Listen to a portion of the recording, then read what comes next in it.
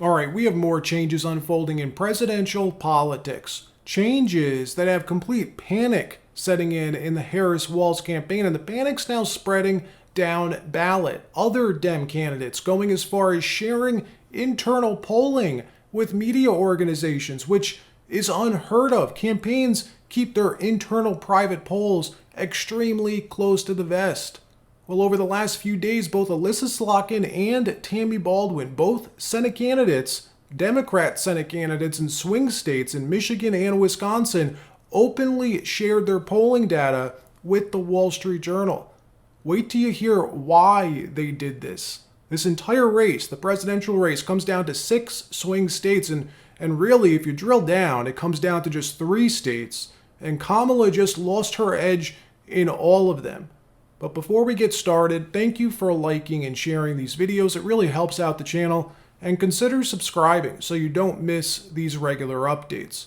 So for the last 2 presidential elections, the American people have been cheated from knowing and learning the truth about their options, about the candidates.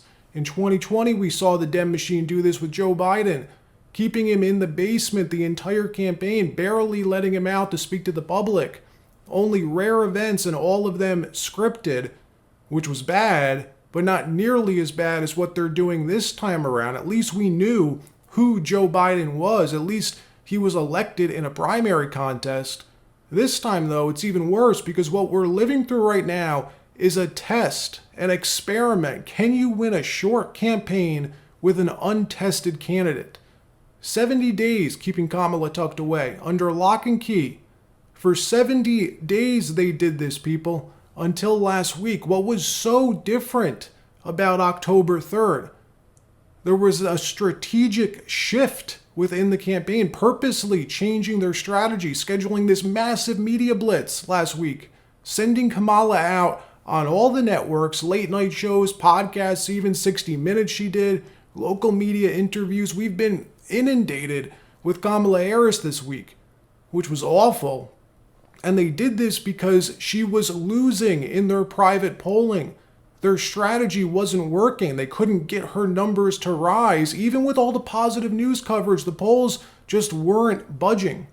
What we just saw, ladies and gentlemen, was a Hail Mary from the Kamala team, a last resort effort. They had to do something different, try anything different. Well, it failed and fell flat. In fact, it actually backfired and backfired bigly. She screwed up every single media event she did this week, and the Dems are now panicking. Watch. We're talking about Harris a lot on this program for a couple reasons. Okay. We know what Trump is. We don't need to spend every episode talking about January 6th. We'll talk about it if people want to bring it up. What's happening now with Kamala Harris is this is an experiment. Can you win a short campaign with an untested candidate? And what I'm telling you is happening in private polling is she's got a problem now. Okay. It's not cheering for Trump. It's not predicting Trump will win. She's got a problem. Please bring up the New York Times poll. So a new New York Times poll shows her up 3 nationally. We all know that 3 is like the bubble point, right? If she's up 3, she's got a chance to win the electoral college, but they'd rather be at 4. And they don't want to be at 2. So 3 is right at the bubble. I'm not saying this Times poll is right. It's in line with other national polls. Now, bring up 102. Wall Street Journal has a story about Democrats really worried about the 3 Rust Belt states. We all know from our contacts in both campaigns that Pennsylvania is tough for her right now. And without Pennsylvania, there are paths, but there aren't many. There's no path without Wisconsin. So you see here, Tammy Baldwin's Senate campaign poll shows Harris down 3 in Wisconsin. We all said yesterday, Wisconsin and Michigan are looking worse for Harris than before. Baldwin has her down 3. Not Baldwin has Harris down 3. Why is the Baldwin campaign sharing its polling with the Wall Street Journal? Good question. Sean, why would a campaign share their polling negative for their candidate? Because they want more visits? That's a great question because it's unheard of. Internal polling is proprietary. They protect it at all costs. So why would these Dem Senate candidates be sharing it with the Wall Street Journal? Polling that shows Harris losing by 3 points in Wisconsin and being down in Michigan. Realize what this means. This is the state of the race right now. The yellow states are the swing states. The entire race comes down to these 6 states. Well, most analysts will tell you that Trump's favored to win in all of the southern swing states. Nevada leaning red, Arizona leaning red, Georgia leaning red, North Carolina leaning red consistently, by the way, for months now. Now, it doesn't mean that they're guaranteed to go red, but let's just say that the Kamala campaign isn't counting on winning these at all. They've abandoned these southern swing states. Instead, they're laser focused on holding the blue wall: Wisconsin, Michigan, and Pennsylvania. That's all she has to do. So now, what would happen if Trump wins Wisconsin or wins Pennsylvania? It's game over. And the internal polling for Democrat Tammy Baldwin, Senate candidate in Wisconsin, is showing Harris down and down big. She shared her polling with the Journal because she wants people to know what you're hearing on corporate media is wrong. Wisconsin is not close. It's not tied. It's not neck and neck. Trump has a clear edge, she says. Kamala is down in Wisconsin, and in the process, she's afraid it could drag these down ballot candidates with her. It could drag Tammy Baldwin down with her. So she said, screw it. I'm not going down with Kamala. And apparently the same exact thing's happening in Michigan as well. Watch. For you Harris people on here complaining that we're talking about problems in the Harris campaign, you're welcome to put your head in the sand about it. If you want to go watch MSNBC primetime and hear how great things are going for the Harris campaign, you're welcome to do that. But if you want to understand what's actually happening, we're here to tell you. I just saw some new private polling today that's very robust private polling. She's in a lot of trouble. Here's how I framed it this morning in my newsletter. The conversation I'm having with Trump people and Democrats with data are extremely bullish on Trump's chances in the last 48 hours. Extremely bullish. You think of the 7 battleground states. Which ones is Harris in danger of losing?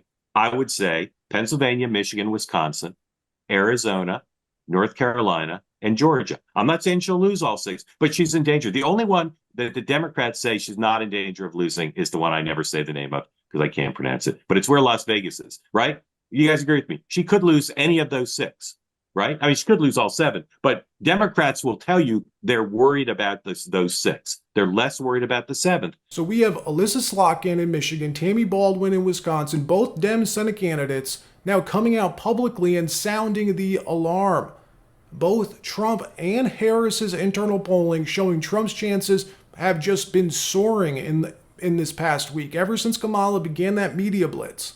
It turns out when Americans hear her speak, hear Kamala speak, they realize just how bad of a candidate she is, how in over her head she is. In fact, she is so bad off the cuff that the campaign apparently negotiated her Univision town hall yesterday to include a teleprompter in a town hall. Univision didn't disclose this, by the way, to the audience beforehand, and they tried to cover it up apparently, but ended up getting busted when one of the live shots, when they were filming this town hall live in front of the audience and on live TV, these live shots that they took captured Kamala's answer being written out and displayed on a teleprompter right in front of her. Again, this is a town hall. It's supposed to be an impromptu question-answer session with audience members. Well, her team was allowed, apparently, to write the answers to audience member questions beforehand, and she was set up with this teleprompter placed right in front of the audience so that they wouldn't see it. Check this out. Victim of crime. Are you a Republican? Are you a Democrat? The only question I ever ask is, are you okay? And sadly, we have seen over the last 2 weeks since Hurricane Helene. And look, her campaign's in a tough position. Internal polling has her losing to Donald Trump, so her campaign was forced to send her out in front of the cameras, something they avoided doing for 2 months. And it turns out there was a reason they avoided doing it. She is not a likable person in a political sense. Remember, she only received 1% of the vote in the Democrat primary in 2020. All the media she did this week were friendly outlets. The only time she got any actual questions was on 60 Minutes, and she completely flopped.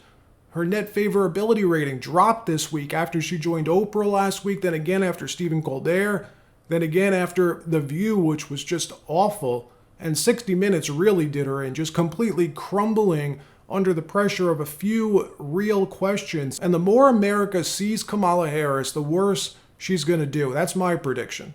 There's 25 days left before the election. It's possible her numbers going to end up being where Joe Biden's were before he dropped out of the race.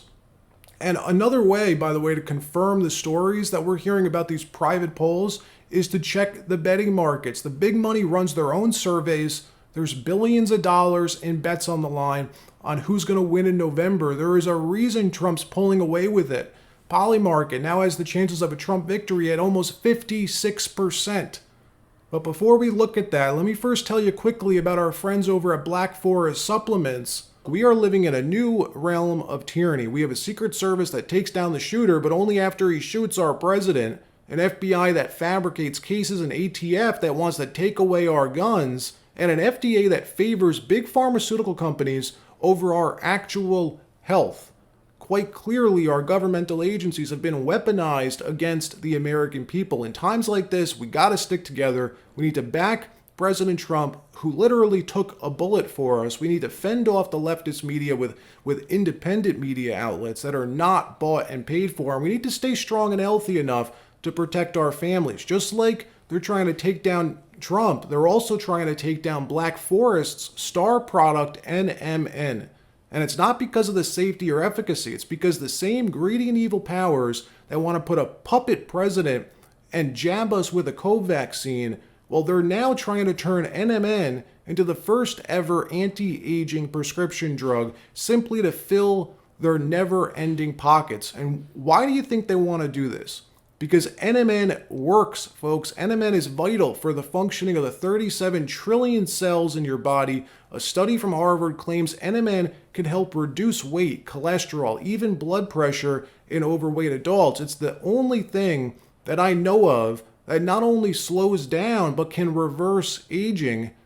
Now, I can say personally, I've been taking NMN for over 5 months now, and honestly, I feel better than ever. It's been a game changer. I've noticed the difference. It's worth adding to your daily regimen. And I've asked Black Forest to give my followers a special discount because I want you guys to have a chance to get your hands on NMN before any potential restrictions come into play. For the next 48 hours, you could buy 2 and get 2 free. Black Forest Supplements is ready to fight for this. They want to ensure that people have access to NMN. But who knows, there might come a day when agents are at Black Forest store trying to stop them from selling this life-changing supplement. So look, I urge you to check out the link, grab some for yourself, and take advantage of this buy 2, get 2 free offer while it lasts. So Polymarket, the best of the betting sites. Unfortunately, if you live in the US, you can't place bets on Polymarket. I mean, technically you could if you use a proxy server. That's what at least some people do, which I do not recommend doing. But check this out. Look at Trump's numbers over the last week. They were virtually tied before Kamala began speaking in public. Since then, the total dollar amount jumped from under $1 billion to $1.7 billion in less than a week. That's a lot of money, folks. People with deep pockets who have access to this private polling clearly believe Donald Trump is in an exceptionally strong position to win in November. Hopefully they continue to keep her out there in public. The more media she does, the better it is for Donald Trump. All right, that wraps up this episode. Like, subscribe. We'll see you next time.